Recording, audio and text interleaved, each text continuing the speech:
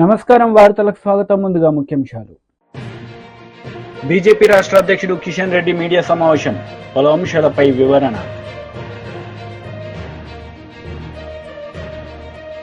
TDP అధికార ప్రతినిధి Kommareddy Pattabhiram media సమావేశం, కొడాలి నానిపై ఫైర్.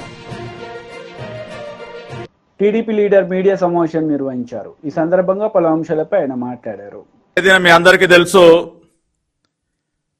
రాష్ట్రంలో ప్రతి ఊర్లో కూడా ఒక దీపావళి పండుగ జరుపుకున్నారు.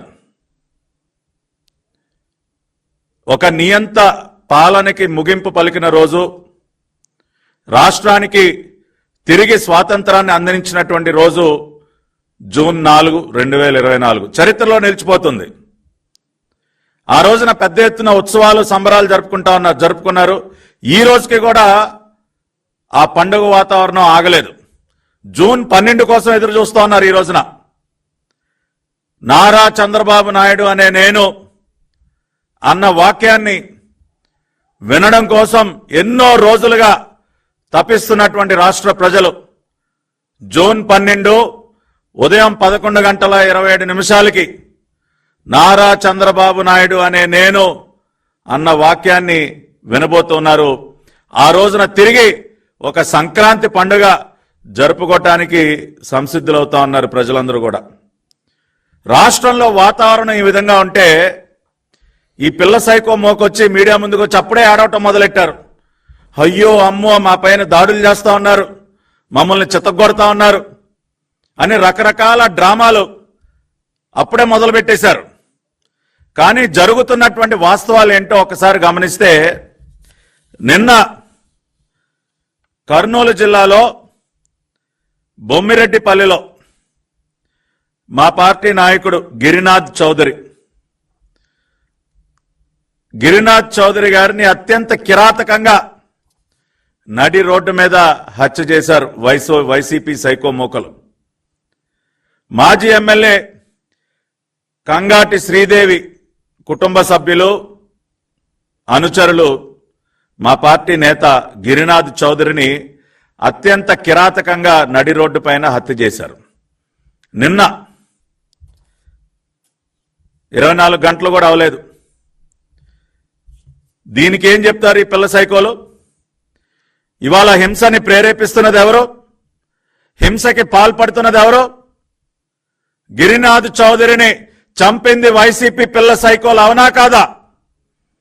ఇవాళ నంగనాచుల్లాగా మీడియా ముందుకు వచ్చి మాట్లాడుతున్నటువంటి ఆ గుడివాడ గుట్కాగాడిని అడుగుతా ఉన్నా, ఎరా కొడాలి నాని, ఎవర్రా చంపింది? గిరినాథ్ చౌదరి అనే తెలుగుదేశం పార్టీ నాయకుడిని ఎవరు చంపింది? మీ పార్టీ సైకో మోకలు కాదా? ఏమయ్యా పేరుని నాని, ఏంటయా మాట్లాడుతా ఉన్నావు మీడియా ముందుకు వచ్చి? కౌంటింగ్కి 2 రోజుల ముందున నువ్వు వచ్చి మాట్లాడినటువంటి మాటలేంటి? గంటలు లెక్క పెట్టుకోండిరా, మీ సంగతి తేలుస్తాం. ఏది కౌంటింగ్కి 2 రోజుల ముందు? దాన్ని బట్టి అర్థం కావట్లేదా మీ వ్యవహార శైలి ఏంటో? ఒక పక్కన ఇటువంటి దారుణాలు చేస్తూ ప్రజలు మక్కిలెరగొట్టి మిమ్మల్ని మోకాళ్ళ మీద నుంచోబెట్టిన 11 సీట్లతో మిమ్మల్ని మోకాళ్ళ మీద నుంచోబెట్టారు ఈ రాష్ట్రంలో. ప్రజా తీర్పు ఆ విధంగా ఉన్నా కూడా ఇంకా బుద్ధి తెచ్చుకోకుండా ఈ సైకో చేష్టలు, ఈ దారుణాలు, ఈ హత్యలు ఇంకా కొనసాగిస్తూ నంగనాచుల్లాగా వచ్చి నీతులు మాట్లాడతారా? ప్రజాస్వామ్యాన్ని రక్షించాలంట రాష్ట్ర గవర్నర్ గారి దగ్గరికి వెళ్ళి విన్నపాలు ఇస్తారు. విన్నపాలు ఇదా ప్రజాస్వామ్యాన్ని రక్షించడం అంటే? మా పార్టీ నాయకుల్ని అత్యంత దారుణంగా చంపటమా ప్రజాస్వామ్యాన్ని రక్షించడం అంటే? నేను సూటిగా అడుగుతా ఉన్నా, తెలుగుదేశం పార్టీ నాయకుల్ని కిరాతకంగా చంపటాన్ని ప్రజాస్వామ్యాన్ని రక్షించడం అంటారా? 5 సంవత్సరాలు మీరు చేసినటువంటి పాపాలు, దాని యొక్క పర్యవసానమే మీరు చూశారు. జూన్ 4వ తేదీన 151 నుంచి 11 స్థానాలకి పడిపోయారు మీరు. కనీసం ప్రతిపక్ష హోదా కూడా దక్కలేదు. సిగ్గుపడకుండా ఇంకేం మొక్కలు పెట్టుకుని వస్తా ఉన్నారా మీడియా ముందుకు? మీరు ఏ మొక్కం పెట్టుకుని వస్తా ఉన్నారు? నిజమైనటువంటి దేవుడి స్క్రిప్ట్ ఏంటో జూన్ 4వ తేదీన చూపించాడు ఆ భగవంతుడు. 151లో మధ్యలో ఉన్నటువంటి 5ని చెరిపేశాడు ఆ భగవంతుడు. దేనికో తెలుసా? ఆ 5 సంవత్సరాల మీ 5 సంవత్సరాల పరిపాలన. బీజేపీ రాష్ట్ర అధ్యక్షుడు కిషన్ రెడ్డి మీడియా సమావేశం నిర్వహించారు. ఈ సందర్భంగా పలు అంశాలపై ఆయన మాట్లాడారు. విభజన జరగనున్నది కాబట్టి మనకు మంచి అవకాశం ఉంటది. ఈ పునర్విభజన తర్వాత పూర్తి స్థాయిలో భారతీయ జనతా పార్టీ తెలంగాణ రాష్ట్రంలో అధికారంలో రావడానికి మరి అందరము అంకిత భావంతో పనిచేయాల్సి ఉంటుందని ఈ సందర్భంగా మనయేస్తాం. మండు టెండలను కూడా లెక్క చేయకుండా పార్టీ కార్యకర్తలందరూ ఎంతో కష్టపడి పనిచేశారు కాబట్టి ఈరోజు మనం తెలంగాణ నుంచి 8 స్థానాలు పొందడం జరిగింది. మరి ప్రత్యేకంగా ఈరోజు ప్రధానమంత్రి గారికి, భారతీయ జనతా పార్టీ అధ్యక్షులైనటువంటి జగత్ ప్రకాష్ నడ్డా గారికి నేను తెలంగాణ భారతీయ జనతా పార్టీ తరఫున హృదయపూర్వకమైనటువంటి కృతజ్ఞతలు తెలియజేస్తా ఉన్నాను.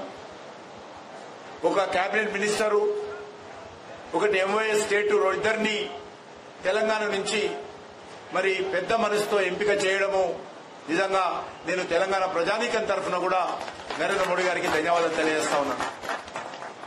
అదేవిధంగా ఆంధ్రప్రదేశ్ నుంచి భారతీయ జనతా పార్టీగా ఒక నిక్కసైనటువంటి కార్యకర్త అనేక రకాల ఇబ్బందులు వచ్చినప్పటికీ కూడా, ఒడిదుడుకులు వచ్చినప్పుడు కూడా మరి పార్టీని జెండా మోసినటువంటి మరి నరసాపురం నుంచి ఇటీవల పార్లమెంట్ సభ్యుడిగా గెలిచినటువంటి మిత్రుడు శ్రీనివాస వర్మ గారిని ఈరోజు కేంద్ర మంత్రిగా తీసుకోవడము, భారతీయ జనతా పార్టీ ఏ రకంగా సిద్ధాంతపరంగా పనిచేస్తుందో, ఏ రకంగా కార్యకర్తల ఆధారంగా పార్టీ పనిచేస్తుందో దీన్ని బట్టి మనం అర్థం చేసుకోవచ్చు. తెలంగాణ నుంచి కానీ, ఆంధ్రప్రదేశ్ నుంచి కానీ ఈరోజు మరి కేంద్ర మంత్రులుగా ఎంపీ చేసినటువంటి ముగ్గురు కూడా ఒక సాధారణ కార్యకర్తలుగా పనిచేసినటువంటి వాళ్ళ ఈరోజు కేంద్ర మంత్రులుగా భారతీయ జనతా పార్టీ నియమించడం జరిగింది. దేశంలో ఏ రాజకీయ పార్టీ కూడా ఈ రకంగా మరి సాధారణ కార్యకర్తలను మరి గల్లీ నుంచి ఢిల్లీ వరకు తీసుకొచ్చి ఢిల్లీలో మంత్రులుగా చేసినటువంటి పరిస్థితి ఏ రాజకీయ పార్టీలో లేదు. మాకెవరికి బంధుత్వం లేదు.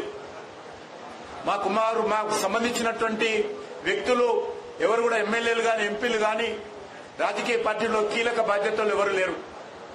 కానీ మరి ఎవరు లేకపోయినప్పటికీ కూడా సిద్ధాంతమే ఈరోజు మాకు ఊపిరి, మరి పార్టీ కార్యకర్తలే మా కుటుంబం అనే విధంగా ఈరోజు పార్టీ కార్యకర్తలను ఏ రకంగా ఎంపిక చేసిందో ఇది ఒక భారతీయ జనతా పార్టీలోనే సాధ్యమవుతుందనే విషయాన్ని కూడా ఈ సందర్భంగా మనయేస్తున్నాను. వచ్చేటువంటి 5 సంవత్సరాలు, ఈ గత 10 సంవత్సరాలుగా ఏ రకంగా పనిచేశామో వచ్చే 5 సంవత్సరాలు కూడా నరేంద్ర మోడీ గారి నాయకత్వంలో కేంద్ర ప్రభుత్వము, భారతీయ జనతా పార్టీ దుర్నీకృతమైనటువంటి ఉత్సాహంతో మరి రానున్న రోజుల్లో కూడా పనిచేస్తారని ఇప్పుడే ప్రధానమంత్రి గారు చెప్పడం జరిగింది. ఏదైతే ఎన్నికల్లో హామీ ఇచ్చామో, సంకల్ప పత్రం పేరుతో దేశ ప్రజలకు భారతీయ జనతా పార్టీ ఏదైతే హామీ ఇచ్చిందో, ఎన్డీఏ ఏదైతే హామీ ఇచ్చిందో వాటిని తూచా చెప్పకుండా ఆ యొక్క సంకల్ప పత్రాన్ని అమలు చేసే విషయంలో భారతీయ జనతా పార్టీ అంకిత భావంతో పనిచేస్తుందనే విషయాన్ని ఈ సందర్భంగా మనయేస్తాను. ఉభయ తెలుగు రాష్ట్రాల అభివృద్ధి కోసం మరి అంకిత భావంతో పనిచేస్తాము. ముఖ్యంగా తెలంగాణలో గత 10 సంవత్సరాలుగా 10 లక్షల కోట్ల రూపాయలు కేంద్ర ప్రభుత్వం ఖర్చు పెట్టడం జరిగింది. దేశంలో జాతీయ రహదారుల విషయంలో కావచ్చు, దేశంలో రైల్వేల అభివృద్ధి విషయంలో కావచ్చు, దేశంలో పేద ప్రజలకు సంబంధించినటువంటి మరి ఉచితంగా రేషన్ బియ్యం సరఫరా కావచ్చు, గ్రామాలకు ప్రధానమంత్రి సడక్ యోజన కావచ్చు, గ్రామాలకు మళ్ళీ జలశక్తి మంత్రిత్వ శాఖ ద్వారా మంచినీటి సరఫరా చేసేటువంటి నల్లాల ద్వారా సరఫరా చేసేటువంటి కార్యక్రమం కావచ్చు, దేశవ్యాప్తంగా పూర్తి స్థాయిలో అమలు చేయనున్నాం. గత 10 సంవత్సరాలుగా 4 కోట్ల ఇళ్ల నిర్మాణం చేయడం జరిగింది పేదలు. వచ్చేటువంటి 5 సంవత్సరాలు మరొక 3 కోట్ల ఇండ్లు పేద ప్రజలకు భారతీయ జనతా పార్టీ ప్రభుత్వం కట్టివ్వబోతుందని సందర్భంగా మనయేస్తున్నాం.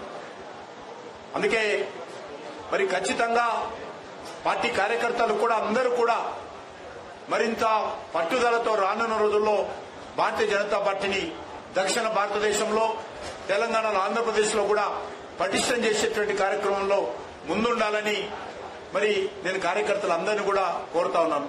ప్రత్యేకంగా నేనైతే సికింద్రాబాద్ కాన్స్టిట్యున్సీకి ప్రాతినిధ్యం వహిస్తా ఉన్నానో అక్కడ ఉన్నటువంటి హైదరాబాద్ సెంట్రల్ జిల్లాకు సంబంధించినటువంటి అధ్యక్షులు మిగతా పదాధికారులు టీడీపీ పోలిట్ బ్యూరో సభ్యులు వర్ల రామయ్య మీడియా సమావేశం నిర్వహించారు. ఈ సందర్భంగా సీఎం జగన్ రెడ్డిపై మండిపడ్డారు. ఓట్లేస్తారు, ఏ ప్రజా సంక్షేమ కార్యక్రమం చేస్తారని ఓట్లేస్తారు, ఏ రాష్ట్రాన్ని అభివృద్ధి పథంలో నడిపించారని మీకు ఓట్లేస్తారు. సముచిత నిర్ణయం తీసుకొని చంద్రబాబు గారి కూటమిని గెలిపించి వాళ్ళ విఘ్నత చాటుకున్నారు ఓటర్లందరూ కూడా. వాళ్ళ సందర్భోచిత మా మనస్తత్వాన్ని చాటుకున్నారు ఓటర్లందరూ కూడా. వాళ్ళ అవగాహనతో వ్యవహరించారు ఓటర్లందరూ కూడా. అందుకు మరొక్కసారి రాష్ట్రంలోని ఓటర్లందరూ కూడా కృతజ్ఞతలు అభినందనలు తెలియజేస్తూ జగన్మోహన్ రెడ్డి గారు మిమ్మల్ని నేను ఒకటే కోరుతూ ఉన్నా. పాత్రికేయ సోదరులారా, మీరు కూడా నేను చెప్పే ఇది మీరు ప్రత్యేకంగా రాయాల చిన్న పేర.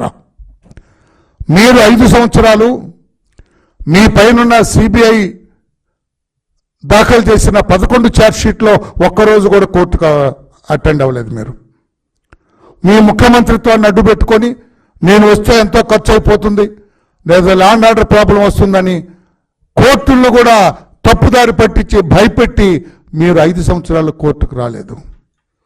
Now you are a free man. ఏ శాంతి భద్రతలు విఘాతం ఉండదు, రాష్ట్రానికి ఏ ఖర్చు ఉండదు, ఎవరు కూడా మీకు ఇబ్బంది పెట్టరు. మీరు ప్రతి శుక్రవారం కోర్టుకు అటెండ్ అవ్వాలా. నేను న్యాయస్థానాన్ని కూడా సిబిఐ కోర్టును కూడా నేను విజ్ఞప్తి చేస్తూ ఉన్నా. ఆయన ఫ్రీగా ఉన్నాడు కనుక రోజువారీ విచారణ జరిపించండి.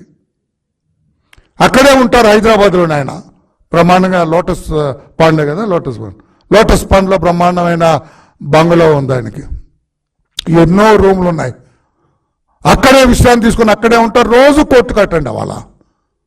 రోజువారీ విచారణ జరిపించాలని చెప్పి నాకు కోరుతాను. ఎందుకంటే 5 సంవత్సరాలు వేస్ట్ అయిపోయింది. అది న్యాయస్థానాలు నేను తప్పుపట్టను. నేను మీరెందుకు దాన్ని అంగీకరించారో మీకు తెలియాలి, జగన్మోహన్ రెడ్డి గారికి తెలియాలి. మాకేం తెలియదు. అది రాష్ట్ర ప్రజలకు మాత్రం అనుమానం ఉన్నది, ముఖ్యమంత్రికి ఎందుకు ఇంత వెసులుబాటు కల్పించారని. దానికి కోర్టు కూడా ఒక క్లారిటీ ఇవ్వాల్సిన అవసరం ఉంది. కోర్టును తప్పుపట్టడం లేదు, క్లారిటీ ఇవ్వమని మాత్రం నేను కోరుతున్నా. ఎందుకు ముఖ్యమంత్రికి ఇంత వెసులుబాటు కల్పించారు? చట్టంలో ఎక్కడా లేదే ముఖ్యమంత్రికి వెసులుబాటు కల్పించాలని మీరు ఇచ్చారు. 5 సంవత్సరాలు ఒక్కరోజు కూడా అతను కోర్టుకు అటెండ్ అవ్వలేదు. ఇప్పుడు ఫ్రీగా ఉన్నాడు కనుక రోజువారీ విచారణ జరిపించి ఆయన మీద ఉన్న సిబిఐ 11 కేసుల్లో కూడా విచారణ పూర్తి చేయండి అని చెప్పి కూడా, ఆయన నిర్దోషి అయితే వదిలేయండి, దోషి అయితే పంపించండి. లోనా బయట ఆటలో ఉన్నాడు ఇప్పుడు. ఆయన లోపలికి వెళ్తాడా బయట ఉంటాడా తేల్చండి. ఇంకా రాష్ట్ర ప్రజలు ఆ ఉత్కంఠలోనే ఉన్నారు. ఏమవుతుంది, జగన్మోహన్ రెడ్డి గారు లోపల ఉంటారా బయట ఉంటారా, లోనా బయట? అందుకని దాన్ని త్వరితగతిన తేల్చండి అని చెప్పి కూడా గౌరవ న్యాయస్థానాన్ని కూడా నేను కోరుతూ ఉన్నా. మీరు కూడా జగన్మోహన్ రెడ్డి గారు, మీరు కూడా మిమ్మల్ని మీరు దానికి అర్పించుకోండి. నేను రోజు కోర్టుకు వస్తానని చెప్పండి. 5 ఏళ్ళు రాలేకపోయాను ముఖ్యమంత్రి పదవిని అడ్డు పెట్టుకొని. ఇప్పుడు నేను ఫ్రీగా ఉన్నాను కనుక పాపం ఆయనకి ఇది కూడా దక్కినట్లేదు కదా, ప్రతిపక్ష హోదా కూడా లేదు ఆయనకి, లేదు కాబట్టి you are an ordinary MLA కనుక మీరు అటెండ్ అవ్వండి కోర్టుకి, ప్రతిరోజు అటెండ్ అవ్వండి. త్వరితగతిన ఈ కేసులన్నీ కూడా 5, 6 ఎన్ఫోర్స్మెంట్ డైరెక్టరేట్ ఛార్జ్షీట్లు ఉన్నాయి, 11 సిబిఐ ఛార్జ్షీట్లు ఉన్నాయి. ఈ కేసులన్నీ కూడా క్లియర్ చేసుకోండి. న్యాయస్థానం కూడా ఒక ప్రత్యేకంగా చూడాలి జగన్మోహన్ రెడ్డి గారి ఈ కేసుల విషయం అని చెప్పి కూడా మళ్ళీ కోరుతున్నా. మీరు 5 సంవత్సరాలు అతనికి వెసులుబాటు ఇచ్చి జనం అందరిలో కూడా ఒక ప్రశ్నార్థకంగా మిగిలింది కనుక మీ వెసులుబాటు ఇచ్చిన విధానం మీరు దాన్ని సరిదిద్దుకునే అవకాశం కూడా, ఐఎమ్ సారీ అట్లా మాట అనొచ్చో లేదా, కోర్టులకి చేసిన తప్పు దిద్దుకునే అవకాశం వచ్చిందని అనొచ్చో లేదో నాకైతే తెలియదు. కానీ మీరు ఈ జగన్మోహన్ రెడ్డి గారిని రోజువారీ విచారణ జరిపించి త్వరితగతిన న్యాయ విచారణ జరిపించండి. అతను పాపం ఏ పాపం ఎరగడు, కష్టపడి చెమటొచ్చి ఇటుక పేర్చి ఇంత ధనం సంపాదించారని మీకు రుజువులతో సహా ఉంటే వదిలేయండి. లేదు కొట్టేశాడు వాళ్ళ తండ్రి ముఖ్యమంత్రి దాన్ని అడ్డు పెట్టుకొని. కాంగ్రెస్ నేతలు మీడియా సమావేశం నిర్వహించారు. ఈ సందర్భంగా పలు అంశాలపై వారు మాట్లాడారు. आरएसएस के एक नेता ने यौन शोषण का गंभीर आरोप लगाया है। संघ परिवार के नेता हैं शांतनु सिन्हा, वो बीजेपी के बंगाल के पदाधिकारी राहुल सिन्हा के भाई हैं, एबीवीपी के सदस्य रह चुके हैं, हिंदू संघ के प्रमुख हैं। उनका कहना है कि बीजेपी आईटी सेल के प्रमुख अमित मालवीय बंगाल में औरतों का यौन शोषण करते हैं और सिर्फ 5 सितारा होटलों में ही नहीं, बीजेपी के दफ्तर तक में ये काली करतूतें चलती हैं। उन्होंने बंगाली में ट्वीट करके, बांग्ला में ट्वीट करके यह भी लिखा है कि बीजेपी नेताओं में होड़ लगी हुई है औरतों की आपूर्ति करने की। उनका कहना है कि ये सब लोग मिलकर, और अमित मालवीय का नाम लेकर उन्होंने कहा है, औरतों का यौन शोषण करते हैं। ये आरोप कांग्रेस पार्टी का नहीं है, ये आरोप संघ के एक व्यक्ति का है जो बीजेपी से जुड़ा हुआ है। मैं जानना चाहती हूं, बीजेपी की आईटी सेल है या दरिंदों का जमावड़ा है? आपको याद होगा उत्तर प्रदेश के आईआईटी बीएचयू का वो गैंग रेप कांड, जिसमें सक्षम पटेल, कुणाल पांडे, आनंद चौहान जैसे लोगों का नाम आया था। ये सब शीर्ष नेतृत्व ही नहीं, प्रधानमंत्री मोदी के बड़े करीबी लोग, लेकिन ये बीजेपी की आईटी सेल के संयोजक, सह संयोजक और उसके सदस्य थे। तो दरिंदों का जमावड़ा है क्या बीजेपी की आईटी सेल? आज सवाल इस बात का है, आज सवाल इस बात का है कि बीजेपी की आईटी सेल में कैसे लोग हैं भाई? एक ध्रुव सक्सेना था, आईएसआई की मुखबिरी करते हुए पकड़ा गया था, हिंदुस्तान में मुखबिरी करता था आईएसआई के लिए। ये किन दरिंदों से, किन लोगों से भरा हुआ है बीजेपी की फेक न्यूज फैक्ट्री, बीजेपी की आईटी सेल? और बीजेपी में कितने महिला विरोधी लोग हैं भाई? हाथरस से लेके लखीमपुर, लखीमपुर से लेके उन्नाव, उन्नाव से लेकर चाहे वो उत्तराखंड की अंकिता भंडारी हो, चाहे वो गुजरात की बेटी बिल्किस बानो हो, चाहे वो इस देश की सबसे होनहार खिलाड़ी बेटियां हो, हर बार आरोपी बीजेपी का नेता, कभी कुलदीप सेंगर, तो कभी चिन्मय आनंद, तो कभी ब्रजभूषण, तो कभी अंकिता भंडारी का हत्यारा जिसके पिता बीजेपी के नेता है। कैसे लोगों से बीजेपी भरी पड़ी है? और सवाल इस बात का है कि इतने गंभीर आरोप आपके बड़े पदाधिकारी के खिलाफ लगे, लेकिन एक शब्द नहीं बीजेपी की ओर से, कोई प्रतिक्रिया नहीं, कोई उस पर एक्शन लेने की बात नहीं। तो आज सवाल इस बात का है कि सुई टपक सन्नाटे का सच क्या है? किसको बचाया जा रहा है? क्यों बचाया जा रहा है? किसके कहने पर बचाया जा रहा है? अगर इतना बड़ा आरोप किसी बीजेपी के बड़े पदाधिकारी पर लगा है, तो बीजेपी का नेतृत्व क्या कर रहा है?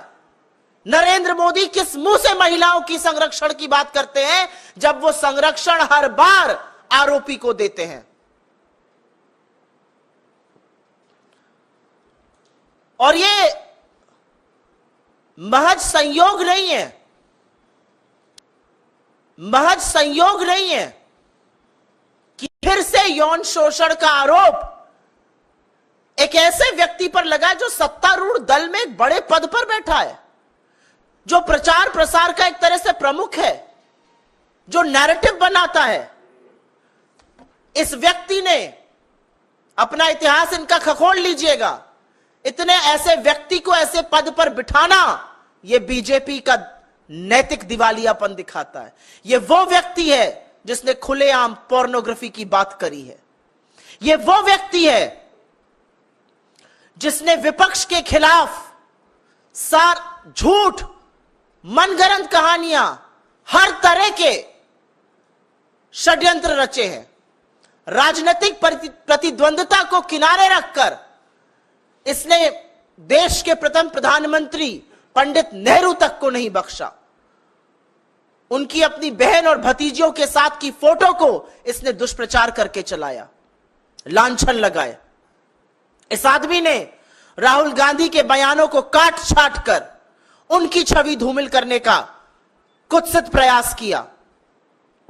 इस व्यक्ति ने तमाम मर्यादाओं को लांघते हुए सोनिया जी के खिलाफ, विपक्ष के तमाम नेताओं के खिलाफ दुष्प्रचार किया।